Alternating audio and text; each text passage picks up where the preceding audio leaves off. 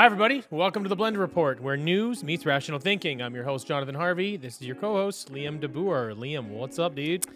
Not too much, brother. Today we are going to be going over Aaron Rodgers and Jimmy Kimmel's drama and how Pat McAfee got dragged into the middle of it, as well as Trudeau pushing the WHO to include climate change in the definition of pandemic emergency, as well as the World Economic Forum's war against AI-driven misinformation, and BC giving safer supply fentanyl to minors without parental consent. So before we get into things, if you wouldn't mind heading over to our website, blendrnews.com, that's BLENDR news.com, to sign up for our newsletter. That would be much appreciated, and let's get into things here. All right, so first off, we've got Aaron Rodgers and Jimmy Kimmel going toe-to-toe and Pat McAfee getting caught in the middle of it. So in a recent appearance on the Pat McAfee show, Aaron Rodgers stirred up controversy by reigniting his feud with talk show host Jimmy Kimmel. The tensions escalated when Rodgers suggested Kimmel's nervousness about being linked to Jeffrey Epstein, prompting Kimmel to vehemently deny any connection and threaten Rodgers with a lawsuit. The saga continued with Rodgers expressing vaccine skepticism, criticizing pandemic responses, and recommending a book by Robert F. Kennedy Jr. There has since been major backlash from corporate media, and in a recent video released by McAfee, where he states Rodgers won't be on the show for the remainder of the year, he expresses relief and acknowledged ruffling feathers in powerful professions, emphasizing the broader impact of his decisions in the media landscape. So what's your thoughts there with the essentially crazy reaction to Aaron Rodgers just airing out what at this point just seems like common sense? Yeah, look, first of all, I really don't like Jimmy Kimmel. Yeah. I don't like him. Like, he never really bothered me before COVID, but he said some really nasty shit through COVID. Like, he was one of the largest proponents of saying mean stuff to people that weren't vaccinated and, like, basically wishing death on them, and you can't use Not even basically. He said that he doesn't think if you're unvaccinated that you should not be able to seek medical attention for any reason. And that's so insane. Like, look, I know that I'm not a medical professional, but I can stand on a soapbox in that I did more research than anybody I know by a landslide through COVID. That was kind of a bit of my shtick at the time because of how much it was affecting our lives. He did not. He sat there and just talked shit and there's no basis for anything he says, and it's filled with hate. And people that did that kind of stuff, it's like, oh, well, let's just forget about that. No, we're not going to.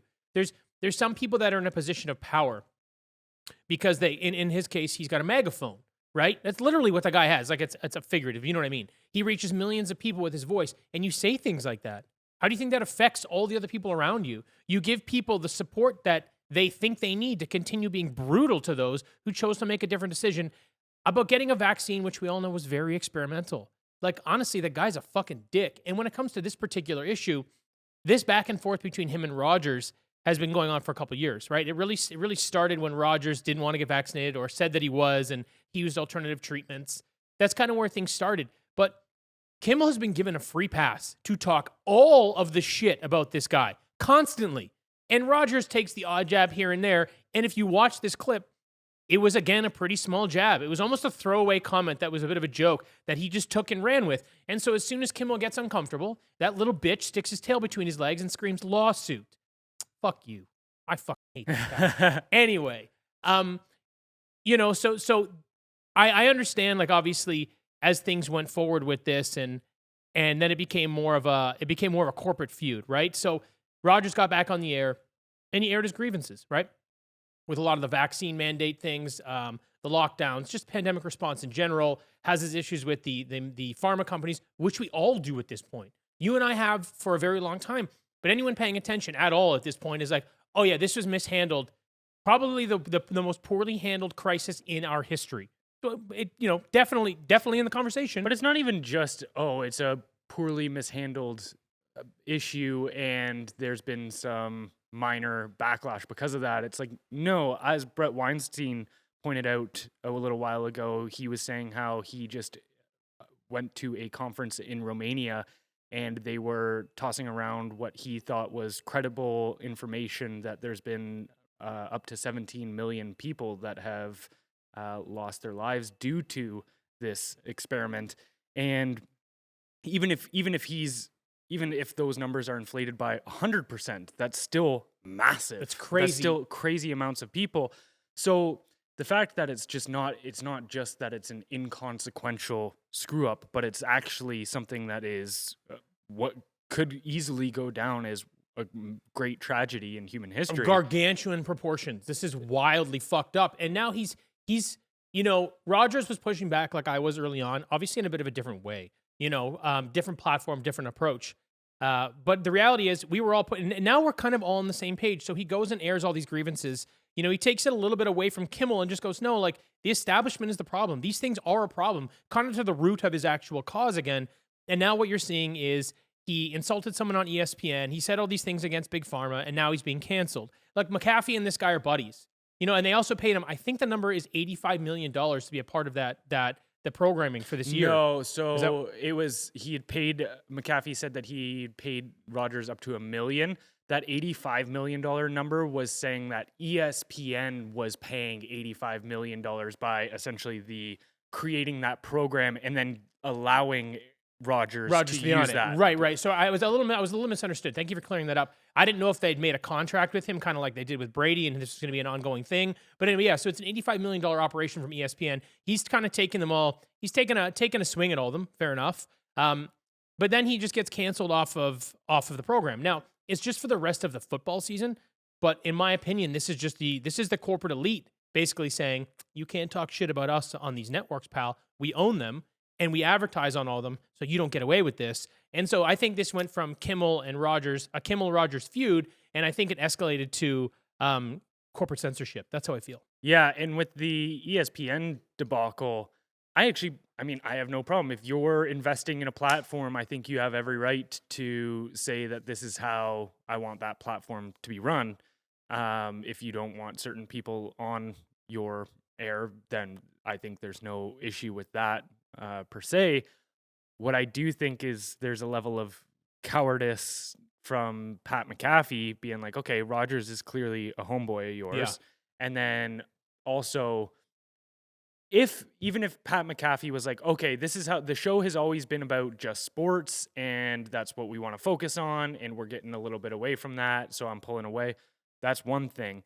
But he's also, to my knowledge, made it seem very apparent that he is one of those guys that's like, fuck you, if I'm doing things my way. Even in his apology video about this whole thing where he was talking about having relief for the fact that he won't have to deal with the controversy anymore, even in that same video, he was like simultaneously kind of bragging about how he walked in and negotiated his own deal, how nobody can tell him what to do on his show and all of this kind of stuff. And it's like, okay, well, if you're taking a great amount of pride in being I'm doing things my way, and if you don't like that, hit the road. Yeah. Then all of a sudden be like, but as soon as there's controversy around something, then I'm going to kowtow myself around it. Then it's like, no, I agree. I agree with you. I mean, for me, I think he is one of those guys. He's a loudmouth dude. That's kind of his shtick, and that's cool. Do your thing. I know the number he was paid, I think it's a $17 million contract he has. Damn. So it's pretty substantial. I think what guys like that, what they do is they walk in, and most people on ESPN get this much wiggle room, this much. Yeah. 2-3 inches. He's got 6. Yeah. Ooh, big boy, right? Except that there's 15 feet of room. You just because you're much bigger than the other ones, you walk in there like you're a big dick swinging dude and you can do whatever you want. But the reality is you can say a few more things, and it better be about sports, because as soon as you get outside the lines and it starts affecting their bottom line, they don't give a fuck about you. So that's just what it is. And I kind of agree with you. I mean, I'm a little frustrated in how he basically flagged or signaled rather that he was on the other side. He's like, well, it's not really where I'm at with all this stuff. It's a good thing I don't have to deal with this controversy. It's like, hey, dude, look, if this was in the middle of the height of COVID and someone was saying these things, I would understand if you were like, hey, man, we don't really see things the same way, but, glad I'm out of the controversy. It's way past. And we know that all the things he's saying are accurate. So you're actually just being a little bitch. That's so there's a lot of that going on apparently in this conversation. Yeah. All right. Well, let's move on here to Trudeau pushing the WHO to include climate change in their definition of pandemic emergency. So, Conservative MP Leslie Lewis questions the Canadian government's push to include climate change in the World Health Organization's definition of a pandemic emergency, citing concerns about potential overreach and restrictions on individual freedoms. Lewis's apprehensions arise from a leaked document revealing Canada's recommendation to incorporate climate change into the new WHO pandemic instrument. This instrument aims to establish a global framework for pandemic prevention, preparedness, and response.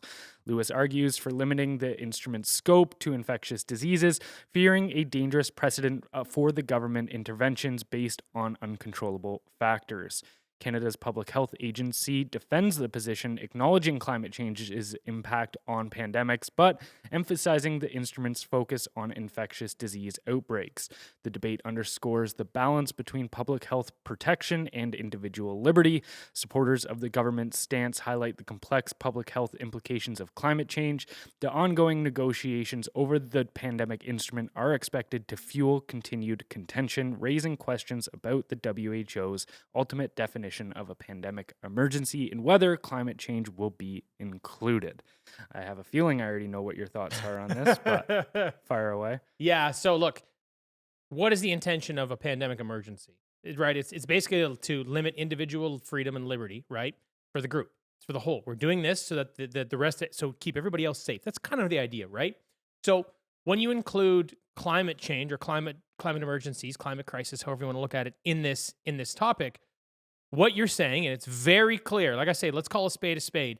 They want this under this definition. They want climate change under the definition of pandemic emergency so that they can use the same tools that are a part of that apparatus anytime they feel like climate change is now responsible for our situation. Whether that's lockdowns, whether that's carbon passports, whether that's limiting your travel to, say, a 15-minute city, whether that's limiting the amount of food or meat you can buy. You can buy these insects, but you can't buy this beef. Now, they're going to put sanctions on farmers. This is a very, very dangerous move. Now, there's the other thing that's wrong with this is that they're using the WHO. We talked about this last time. They're using the WHO. He's trying to shovel this in there, and then he goes, well, the WHO said that the climate change is a part of the pandemic emergency. This isn't us. This is them. We're just trying to follow the rules. We're just trying to do what's right for the world. Fuck this guy. Right now, he's trying to manipulate the system by backdooring this, which I'm glad Leslie Lewis called him out for it, through the Freedom of Information Act, or no one would have even seen this. So he's trying to manipulate the situation. Trudeau, fucking slimy cunt. Trudeau is trying to put climate change in there, which is going to affect the rest of the world who uses the WHO as their filter to make these decisions. The ramifications of this go way outside Canada, way outside our lives. And honestly, Trudeau's the one doing it. And I want people to pay attention to this because, not me, I don't mean it like that, but pay attention to this move. Because we look at these organizations like the UN championing disinformation. That was a Canadian bill.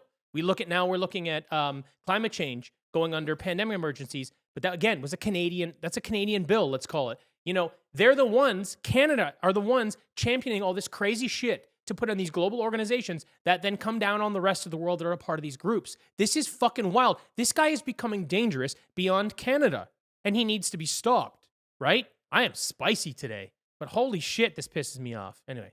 Well, it's one of those things, the issue that I see with it is, okay, if let's say you are creating a framework to deal with pandemics, you know that you can take certain measures to limit your exposure to them on a national level. So, for instance, closing down international flights or border, all of this kind of stuff, right? But the thing with climate change in specific is Canada is responsible for about 1.6% of emissions globally.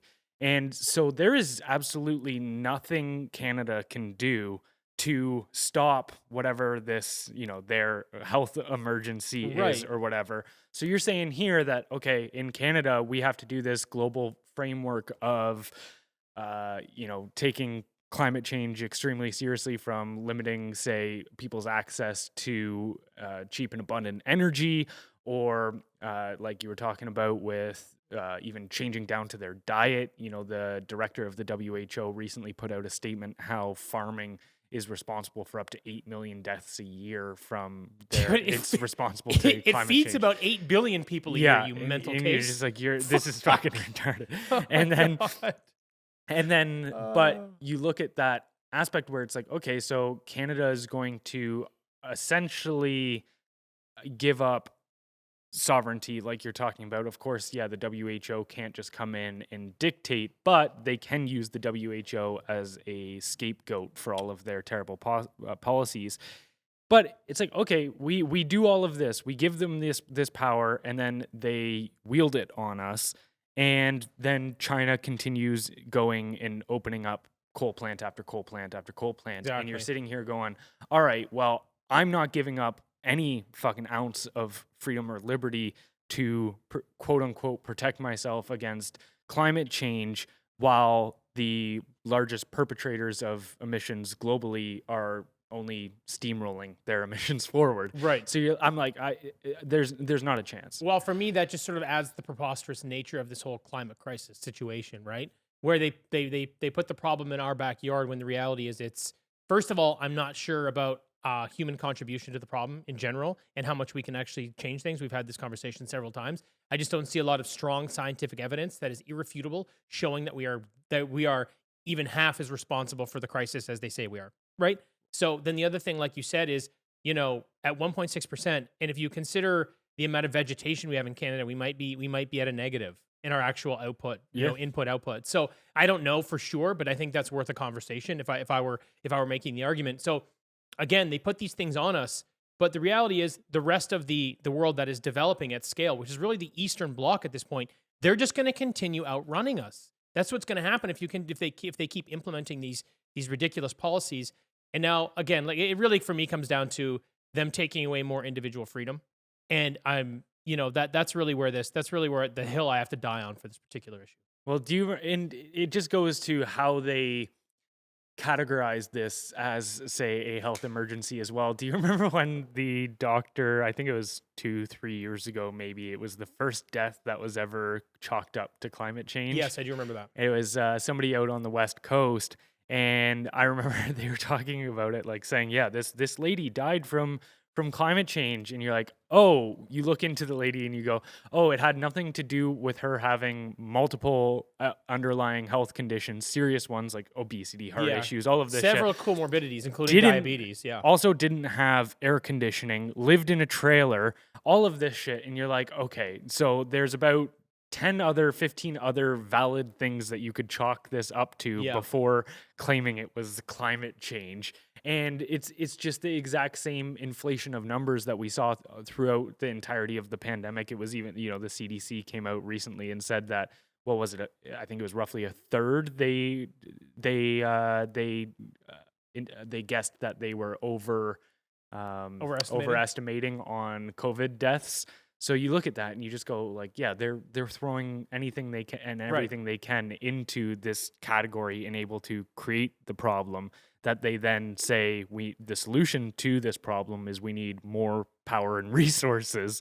And it's that old thought that, the government benefits off of crises, so therefore they have an incentive to create crises, even if they're non-existent. Right. Yeah, I mean, this one I think is interesting because what Trudeau will often do is tell us that it's for our own good, right? They try to convince the people that this is for your own good. But I think this is why I was saying I want people to pay attention to this one, because he's trying to do it behind the curtain, right? Which means only, because here's the thing. If climate change was really such a severe crisis that it needed to be included in pandemic measures, why don't we have a public conversation about it? Why don't you and I, rational thinking for the most part, human beings, talk about this? And you can show me your evidence and I can show you mine and we can make a decision. And then Canadians can get on the right side of the issue, right? But instead he does this behind closed doors, behind a curtain, and doesn't want anybody to know. He just wants this instrument to be put in place so that he can wield more power whenever he feels like it. This is very dangerous and does not serve Canadians or really anybody else around the world in any way. So that's kind of my take. Anybody that has to rely on moralizing an issue in order to get their point across, I am instantly skeptical of. If you can't sit there and make me believe something logically, but then instead you have to sit there and go, anybody who doesn't go along with whatever I have to say is a dangerous or bad person, whatever it may be, that should make instantly should make anybody skeptical of what that person's plan is. And I was even talking to somebody recently about, your point to how just being upfront and talking about the issue at hand, but rather he's doing everything behind closed doors.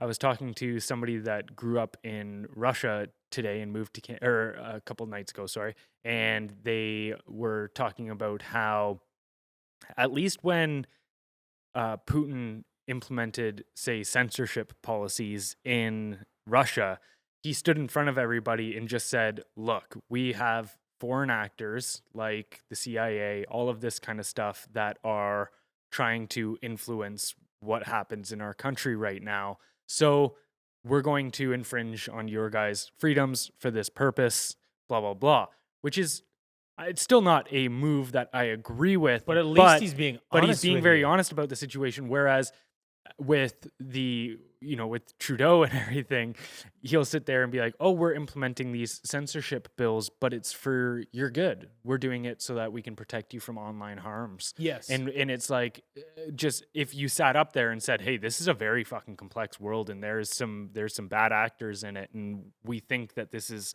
an issue, and we also understand that this is infringing on people's individuals' freedoms, and we don't take that lightly," then all of a sudden I have a little bit more trust as to, okay, you're making me aware of the potential consequences of giving you this power, which is infringing on my individual freedoms, but you're also putting it next to what you believe to be a problem. But as soon as you start talking about how everything you're doing is for my benefit and I should almost sit down and say thank you, Yeah. like and just shake your hand and move on, like That's that. kind of been the way of that's been his political approach, right? Misdirection. Say one thing and mean the other. It's back to the old grocery rebate. Oh, we're helping 11 million Canadians, but to qualify for it, you had to be in a very dire financial situation, which he put most people in. Mhm. So it's like you're trying to fix a problem you created by dressing it up. You're putting lipstick on a pig, dude. Again, what scares me about this one is that he's not even saying it's for our own good. Mhm. He's trying to slide it in without anybody knowing, and then using that organization as the scapegoat to implement his totalitarian rule. So yeah, I mean, as soon as we can get rid of this guy, gotta happen. For sure. I agree. All right, moving on here. So the WEF flags AI-driven misinformation as top global threat ahead of annual summit in Davos. The World Economic Forum's Global Risks Report flags a pressing issue. The swift spread of false information, particularly when amplified by advanced AI, poses an imminent threat to the global economy. Risk management expert Carolina Clint, a collaborator on the report, expressed concerns over AI driven manipulation, citing the potential for deepfakes to fuel large scale misinformation and further polarize societies. Clint warned of the intricate challenge of fact verification and its potential to undermine the legitimacy of elected governments, eroding democratic processes. Tech industry leaders at Davos, including OpenAI's Sam Altman and Microsoft's leader Satya Nadella, are set to discuss AI's role in misinformation, especially pertinent with upcoming elections in major economies. The report also delves into broader AI concerns such as the empowerment of malicious actors in cyber attacks and the risk of embedding irreversible biases into AI models through contaminated data. I don't see any way that this goes well. I think the WEF and its cronies, whether that be on the political side like Trudeau or the economic side like Gates and such, they've proven to be the largest purveyors of misinformation on the planet. And this even goes back to something that, Rand Paul said at one time in the Senate a while back when they were talking about censoring, say, COVID misinformation, was he just said, I find it hard to sit here in the American government and lecture about how we need to get misinformation under control when the American government is a major purveyor of misinformation. And I think that just shows it's like, we threw into the newsletter. It's like, what could go wrong giving liars the ability to become the sole authority on truth? Yeah, I mean, there's two sides to this. First is government has proven to be the largest purveyors of misinformation. And then they weaponize the terms to stifle opposing views. That's been the rub since they made these terms up, right? And you actually made a good point. Is that it was not today yet, but The malinformation is something they made up, which is really this term where it's true, but it's inconvenient to their narrative. These are very dangerous people. Um, and I think this is a move to control a tool that they're afraid of. I think it's very much like social media. They're like, uh-oh, this is getting outside of our control. We need to implement policy to make sure we can censor this because there's too many people that are becoming aware of the power they have and what we're doing wrong here. We need to get this under control or we're going to lose control of things. And I think this is another example of that, where AI is very powerful and is continuing to get more and more effective. It's pretty crazy what these things can do. And I think their concern is, hey, we need to get control of this because I think what social media took 20 years, I think AI will take 2. So I think they're like, fuck, we need to get on this right now. What concerns me, though, is how powerful these tools are and that they will use these tools just to push their own agenda. So this puts humans, the rest of humans, maybe they're not human, I don't know. It puts the rest of us, though, at a major, major disadvantage because right now it's been one-to-one communication. They stifle us, they censor us, they've got larger megaphones, they implement policy, but we can still communicate with each other and try to find a way through these things. If they use these tools, now AI, I just want to take a bit of a side road here. I don't remember who it was someone way up in the AI space. They said, using AI today is like having technology from 400, 500 years in the future. That's the disparity. That's how substantial this jump is. So if you give this tool that is like being in the year 2500 to these people that have proven to be nefarious bad actors repeatedly just to hang on to power and just to make money, you give them this tool, where does that leave the rest of us? And it's in a very precarious position. Now, that being said, I also think there is we're getting to this interesting inflection point where AI is so powerful that it can be a substantial disruptor in these elections and in these ways. And I don't know the best way to handle it. I don't think they should be the ones in control of it. Maybe there should be no control. Maybe everybody should just be able to play with the tools that are given, and you got to find a way to cut through the crap. Everyone gets the same opportunity. But, when you look at stuff now, if they videotape you and record your voice for 30 seconds or so, they can pretty much create an AI copy of you. So how are we going to be able to discern between what's true and what's false? And I don't know that we're going right now. You still can, but give it another 6-8 months. I don't know that we're going to be able to. So I don't have a solution for this, but I do want to highlight it as a very real problem that does need a solution. I just don't know what it is yet. Well, I think it all comes down to messaging, and maybe this is a bit idealistic, and it's kind of just something you touched on there, and obviously this, in the idealistic portion of this comes in the fact that this is something the government would never do, but to sit in front of everybody, call a press conference national-wide and say, hey, we are entering a scary new world where it's almost a post-objective world, where to know what you're looking at in front of your face is going to be extremely hard to discern whether it is reality or fiction. So what we suggest doing is using your eyes and ears in looking at what's happening around you in the real world and focus on that. And we're not going to infringe on your freedoms to disperse or to parse out information for yourself. We trust that you guys are going to be responsible and understand this. But the implications of us doing something on the legislative end of censorship is just that's a whole nother issue that could only make this worse. And it's like, that's never going to happen. That's never going to be the message. There seems to be no benevolence left in government. I don't think it was ever there. But I mean, it's one of those things where I think they want to your point, they come down and they weaponize those 3 different terms, right? There's misinformation, which they classify as somebody unknowingly spreading things that aren't true. There's disinformation, which is knowingly spreading things that are untrue in order to undermine authority. And then there's malinformation, which is saying things that are true but undermine authority. And you look at, it's not just like they want to put a label on it as such as what X does with their community notes, which I think is actually a very good approach to say this sort of scenario.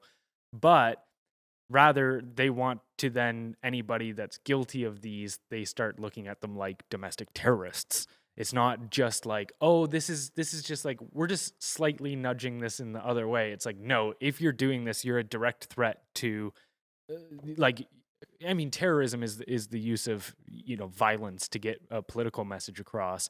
And it's like to put people, and whether it be us or whether it be AI that's putting out misinformation, to say that that's a level of domestic terrorism, is that just shows you where their head is at. Yeah, I mean, so there's an interesting thing that I'd bring up right now, which we're gonna see happen over this year, because there's a lot of elections this year around the world. Like 50% of the world's population is going through elections this year, which I think it contributes. I think it's about 60% of like the economy kind of thing, something like that. 50% is an accurate number to go with. Do you remember when that guy made the meme about Hillary Clinton, Yeah. and he's in jail right now? Yep. So for anybody that doesn't know, he made a meme that basically, it was fucking so funny. He made Actually, a you know meme. what? I don't think he even made it. I Okay, think he spread it out. Yes. Okay, so he yeah. pushed this meme out that basically said, "Oh, you don't want to wait in lines? Just text Hillary to this number, da da da da da, and that's your vote." So it's basically preying on all these fucking idiots that think that's how you're actually going to be able to vote in the federal election. So they threw him in jail for election interference, right? Now, that's kind of funny, but it sets an interesting precedent, because if you're on the other team, and think about Russia, think about China, people trying to mess with all the elections in our countries, but even domestically, if you want Trump to win or you want Biden to win, you basically build an entire AI campaign to shred the other guy, whether you're saying things about him or whether you're putting him in situations that it is him, and it puts him in a bad light, or saying bad things or whatever it is, to try to smear the guy. So this is going to happen for sure. And any of these ones that are effective, that get, they get compounded, they get picked up by everybody and spread, like the Stephen Hawking midget thing. So when these things happen, there's going to be instances of hundreds, probably thousands of people that are partaking in this particular election interference that I'm discussing right now. How do you manage that? How do you mitigate that? What do you do now? How many people are going to jail? Like, what does that look like? How does that play out? Because they've already set the precedent over a meme. So if you're weaponizing technology like AI to skew elections, which is going to happen, how do they keep that under control? Yeah. And yeah, you can't is where I get to it, where I look at it, and it is an impossible scenario. And if you want to talk about addressing this, then I think it has to be along the lines of the Elon Musk proposed solution, which is like, okay, let's not regulate how we're going to live in a world with this extremely advanced AI. We need to regulate this right now as to if we should be even developing AI. Like, we need to just put a pause on this whole technology, Yeah. and treat it almost as if it's something of Like a weapon. nuclear proportions, Yeah. which is valid. It's like, if we understood the scenario that we were going to create by creating nuclear weapons, essentially a world where a push of a button could end humanity, then if we at least understood that was the consequences of developing this technology, we could have had a little bit more of a solid approach to the conversation of should we. And this, to me, they just seem like, yeah, we're gonna steamroll further ahead, because you listen to guys like Klaus Schwab talk on the stage, and they are very excited about all of these developments, like Right. with AI and such. He even gets into the transhumanist stuff as well, of being like, oh, we could live forever if you allow us to hack your biology and such and such. I'm kind of down for that, but I don't want him hacking it. I'd rather have Elon hacking it. Whatever. It's fine. I am of the mind of, let's not try to play God. Things typically go terribly That's wrong. what you when get for we do believing that. in God. Right? Yeah. You know what? You know what's interesting though? The difference between the two. So when nuclear arms really came into the conversation, they did implement tools because of the very objective danger of these things. Right now, I think there's only about 10 countries that we know of that have nuclear arms. So they put in all these stopgap measures, and big companies like GE and others lost tens of billions of dollars not developing that technology. There was a conversation had back when this was kind of hitting the retail market and it was going to be at scale. They're like, we have to stop this because the danger the downside is so substantial. Now, if you think about nuclear and what they did and what it could do and how it contributes to society, they're, for the most part, nuclear power, nuclear, however you want to look at it, nuclear arms, it's a very small group of people that have the intelligence and the wherewithal to understand how it works. So while it can contribute to society in a big way with like nuclear power plants, it's still very isolated. Like by its very nature, it needs to be regulated because it's quite dangerous, objectively, and it doesn't really contribute to society in many ways outside of weapons and outside of energy, right? But when you look at AI, the problem is that it's actually beneficial for every segment of every market everywhere in the world.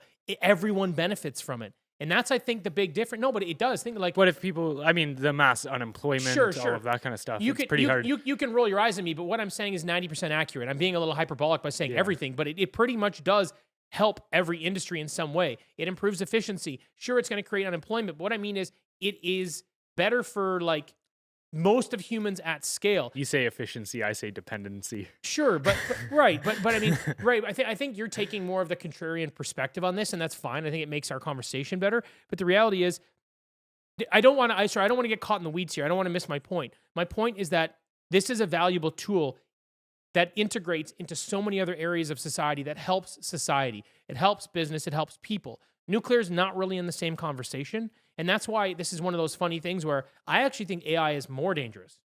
But because it integrates at such a higher level than nuclear, in terms of the volume of people that can actually put their hands on it and use it, I don't think there's any way to stop this runaway train. Here's the other point. Because it's already out, that means that the government's already got it, right? So that's like saying, hey, we're just going to trust them to do the right thing.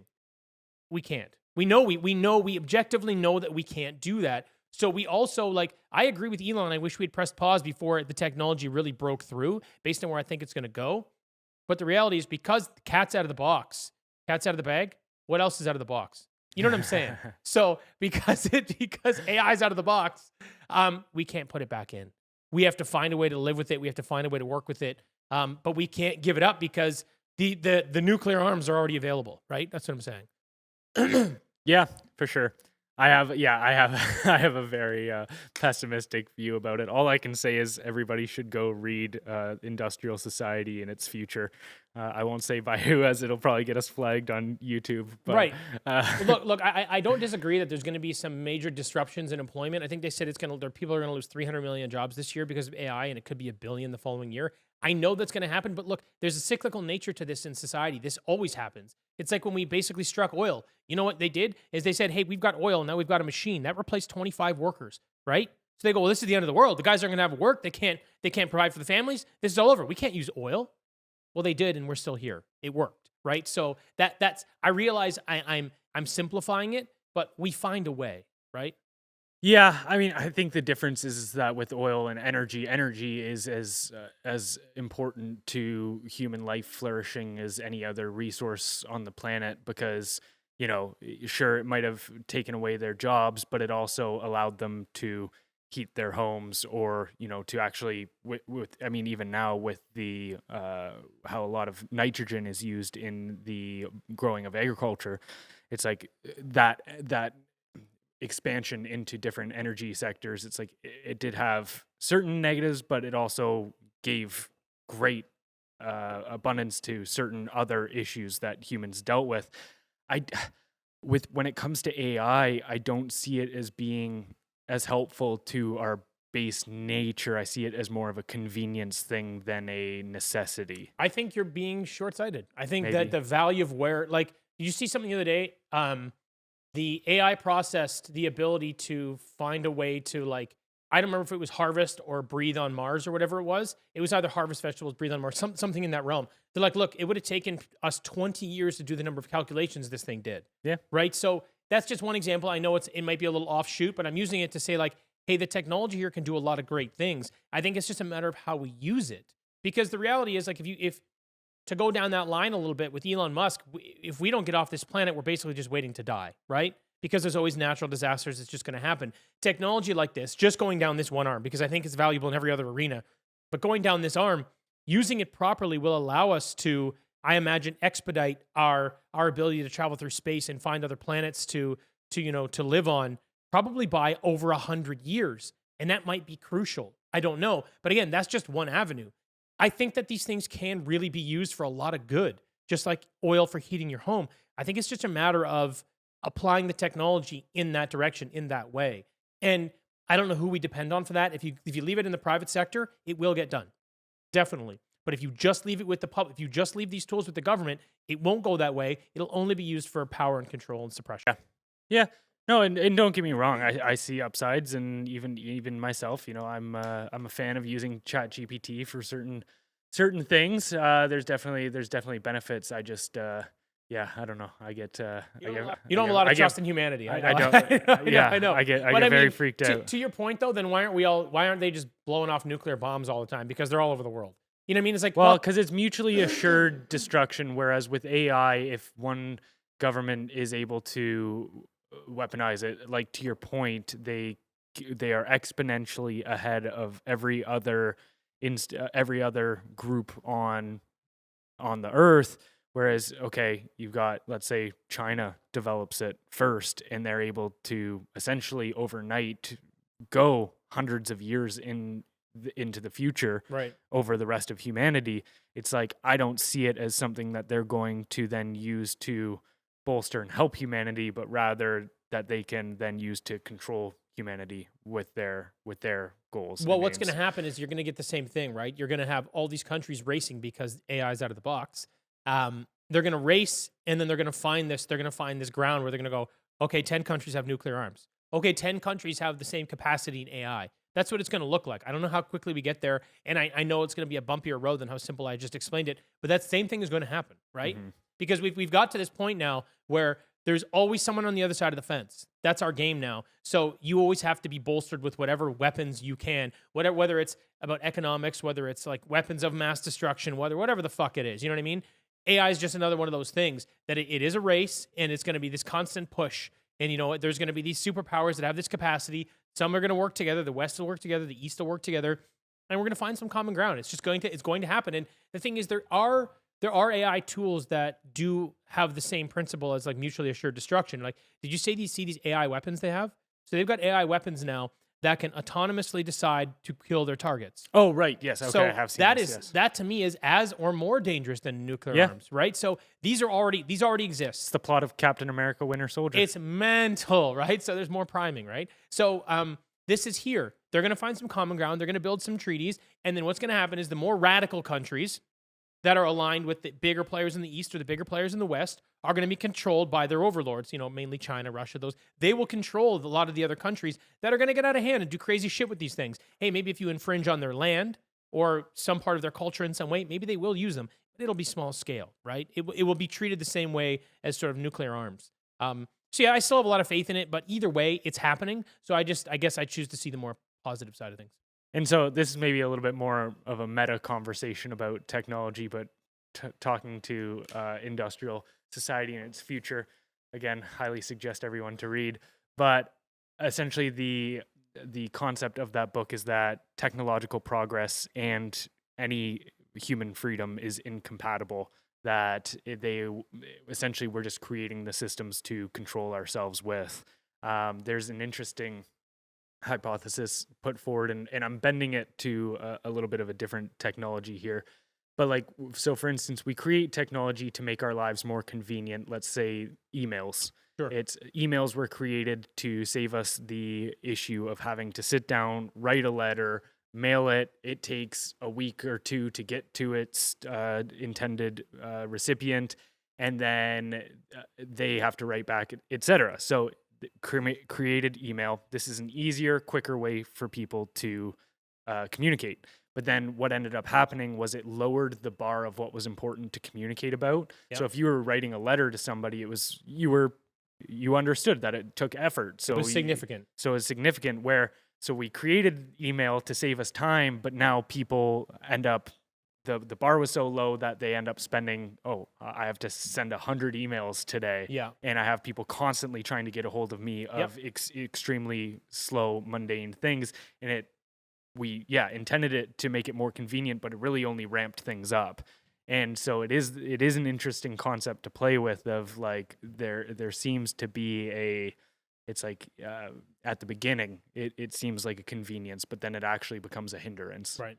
And so, yeah, I don't know. It's an interesting way to look at technological progress, but anyways, moving on here. BC to give a safer supply fentanyl to minors without parental consent.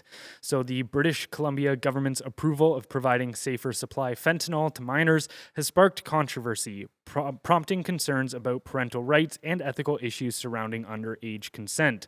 Protocols developed by the British Columbia's Centre on Substance Abuse permit doctors and nurses to prescribe fentanyl tablets to youth without parental consent. Critics, including addiction experts, question the lack of evidence supporting this intervention, the absence of safeguards for minors, and the potential harm to parent-child relationships. They argue that drug-addicted youth may struggle to provide informed consent, and parents should have a say in such medical decisions. The protocols lack a minimum age for fentanyl recipients, relying on a vague concept of capability for consent, raising further objections. The BCCSU has not addressed concerns about parental involvement or the rights of parents opposing their children receiving fentanyl. The program's lack of transparency and evidential support intensifies worries with debates over its necessity to reduce drug-related deaths versus the potential harm it may inflict on youth and families. What's the potential unintended consequences here, Jonathan? I mean, you got to ask yourself when they do stuff like this, why? Why would the government give minors the opportunity to take the most deadly drug that is pretty much in the market today without telling their parents? What would be the reason for that? You know, and I asked myself that question, and you know, the only thing I can think of is that they're trying to break apart. Like I call it the nuclear family, and this doesn't just have to be like both parents, but I mean, they're basically trying to break apart families. I think the government has been doing a really good job of trying to make themselves like the daddy. You know what I mean? Hey, come lean on us. We're going to save you. We're going to help you. You're going to probably have a better explanation as to why that's happening and maybe how that applies to their intention to move more towards communism. I don't deeply understand that side of things, but this is just becoming evident to me that they're just taking a different approach to continue breaking apart families and separating children from their homes. I think it's really disturbing, you know, because there's no other reason that you do something like this. A kid that's, they say that they're depending on the child's, do you say credibility or capacity, basically? Yeah, capability to make this decision. Now, if you're a drug addicted 14-year-old, what capability do you have to tell me whether or not you should be on more drugs? You don't. You know what? The number of people that are going to say no, I don't need it is fucking zero. So that's absolutely crazy. You're allowing these kids to be more addicted to drugs. What other thing I find to be a little disturbing here is parents can't force their kids into drug rehab programs. So if a parent can't force their kid into a drug rehab program, but the government can now give them fentanyl without even informing the parent, or obviously without informed consent because they're children. Tell me how any of this makes any sense. This is just some psyop. I don't fucking know what's going on.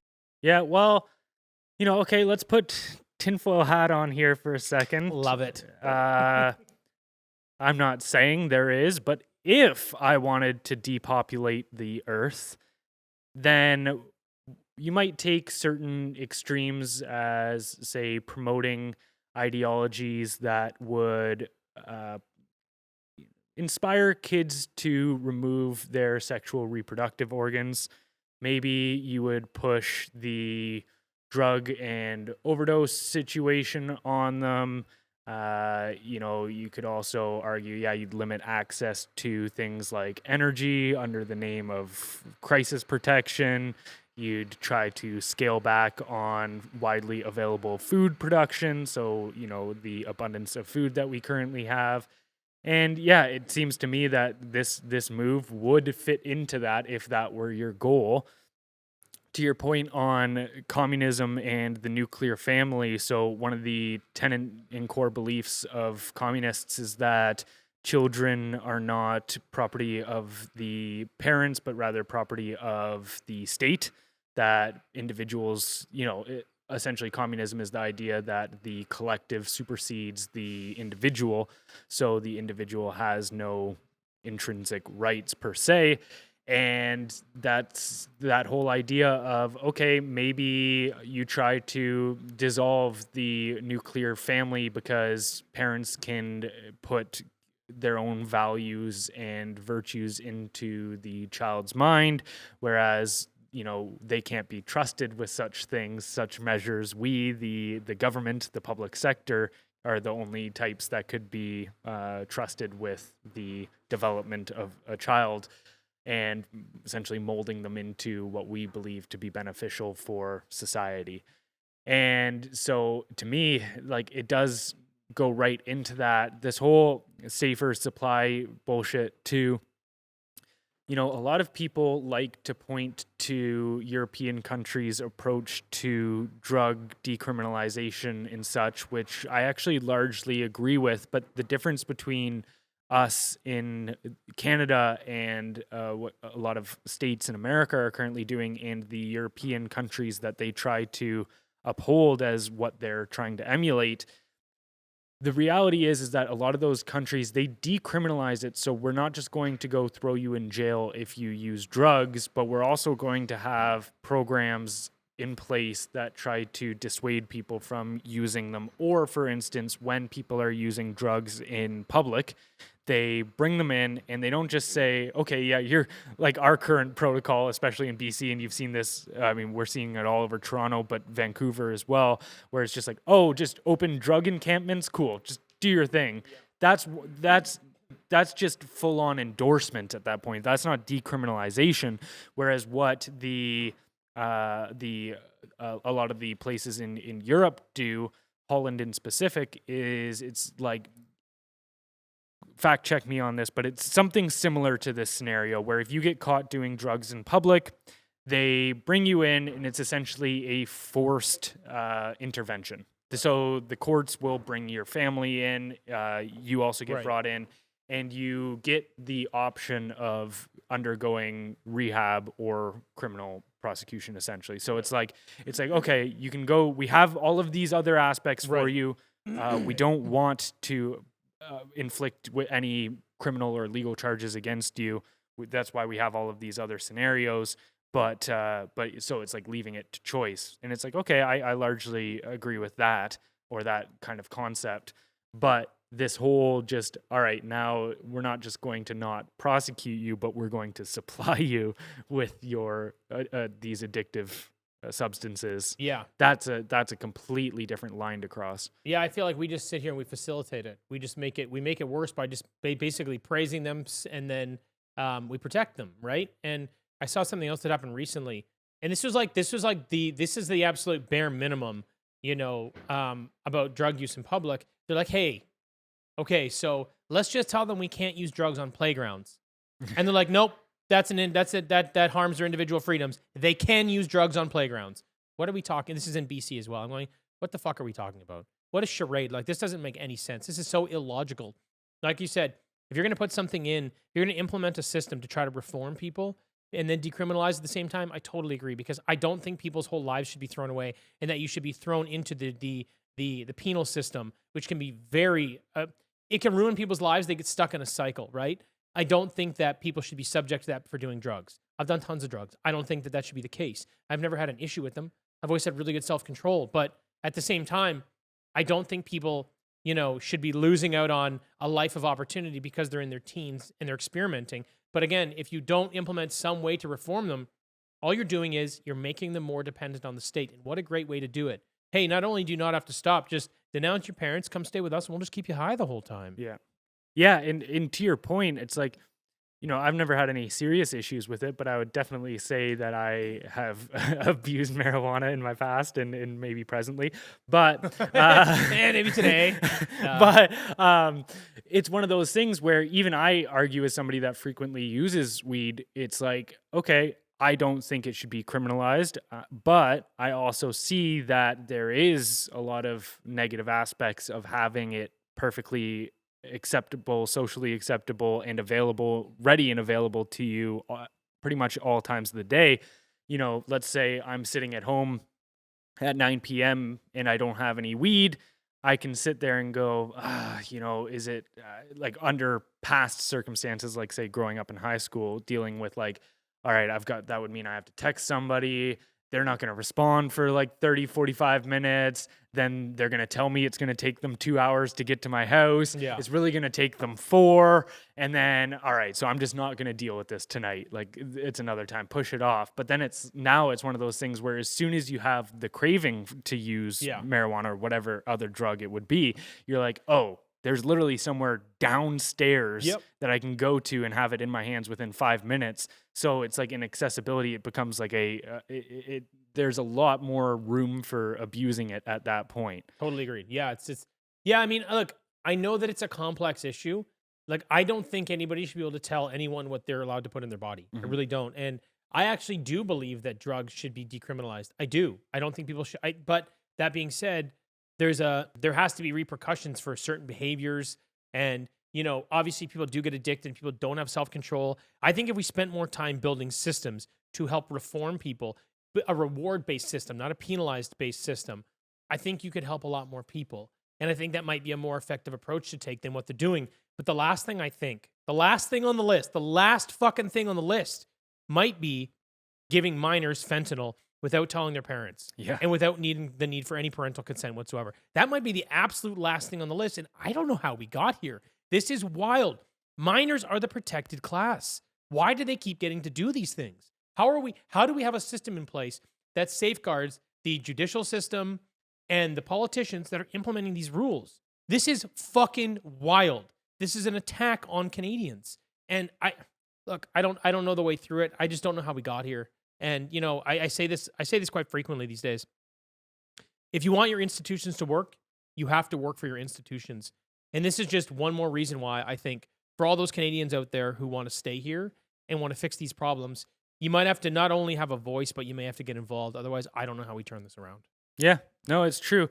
And even especially with the whole issue on, we were talking about consent is like, how can these people properly consent to this? You see this issue left, right, and center. I mean, we weren't given proper consent for like informed consent for that medical experimentation that took place over the last little while here. And then also on the aspect of like, they're trying to expand MAID to mentally ill people. And you just look at that as a paradox and you go, how can somebody be so mentally ill that they are fit to end their life, but then simultaneously be mentally fit enough to provide consent to ending their life? Yeah, it kind of eats its own tail a little bit. Yeah, that's an unsolvable paradox. Yeah. And the only issue is that, okay, we're not going to make this, or the only way to properly deal with that scenario is that decision can't be in our hands. Exactly. And it's like, but they look at it and they just go, this decision, give us all of it. Like, you can trust us with all of this stuff. And it's like, we are so good and moral and virtuous that we should be given the to decide whether you can live your life or whether your life is worth living, whether you should take drugs, whether it's every aspect. They're just trying to essentially. Yeah. Like I said this the other day, there's nobody here to save us. And unfortunately, it feels as though we're being attacked from every angle. Yeah. So I guess taking a maximum amount of personal responsibility for your life is probably the best way to get there. I think that is the solution, top to bottom, is just being aware of that, and then hopefully that's something that we're doing for people, is lifting that veil of having somebody else come and save you, and it's just Not gonna happen. Yeah, level up. All right. Anything rest for the day? No, that's it. Thanks. Bye, everybody.